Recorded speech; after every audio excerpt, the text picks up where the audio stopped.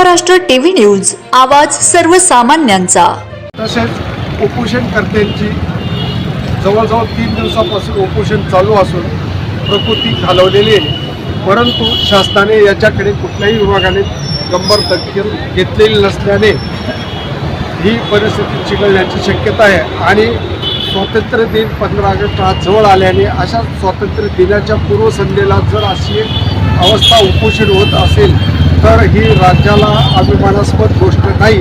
तरी या बाबतीत शासनाने तात्काळ दखल घेऊन संबंधित वन विभाग मालेगाव यांनी तात्काळ अतिक्रमण हटवण्याची तजवीज ठेवावी अशी सर्व उपोषणकर्त्यांतर्फे शासनाला विनंती येतील। गट नंबर 122 यामध्ये काही अज्ञात व्यक्तींनी अतिक्रमण केलेले ते काढण्यासाठी गेल्या 1 ते 1.5 वर्षापासून सतत पाठपुरावा वन विभाग मालेगाव ह्या कार्यालयाशी केला। त्यांना मोहपाडा येथील गट नंबर 122ची हद्द कायम करण्यासाठी मोजणीसुद्धा मागणी केली, परंतु संबंधित वन विभागाने कुठलीही ॲक्शन घेतलेली नाही। त्यामुळे स्थानिक मेंढपाळ असतील किंवा ग्रामस्थ असतील यांचा संबंधित डिपार्टमेंटवर रोष आहे।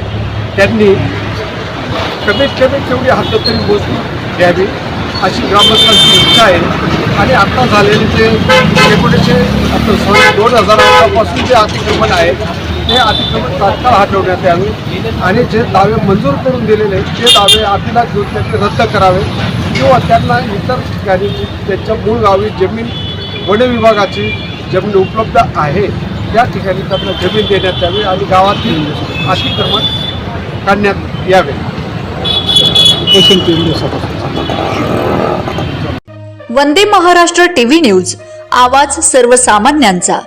अशाच नवनवीन बातम्या पाहण्यासाठी आमच्या चॅनलला सबस्क्राईब करा, बेल आयकॉनला क्लिक करा।